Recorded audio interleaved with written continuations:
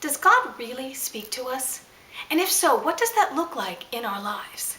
In this 4-part series, we're going to be taking a look at passages that will help us to better recognize and understand His voice, while also enabling us to put it into practice.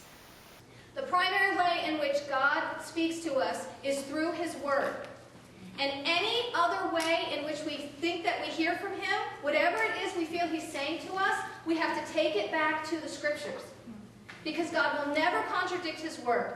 But let's be wise about this. Let's have a heads up about this. If we're seeking God, then we want to be open to whatever He says. And not just be listening for the message that we want to hear. Because I'm telling you, if we do that, we will hear the message we want to hear. But it won't be God. And this is that the shepherd calls his sheep by name. Again, that sense of personal intimacy, individual. Yes, He is the God of all, but He's my God. And He speaks to my heart. And He speaks to your heart individually. Even when He speaks to us corporately, He speaks to us individually.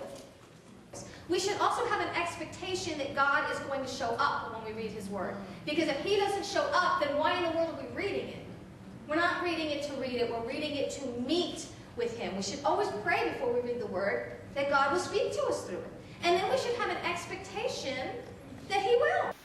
Come join us so that we, like Samuel in 1 Samuel 3:10, can say, "Speak, for your servant is listening."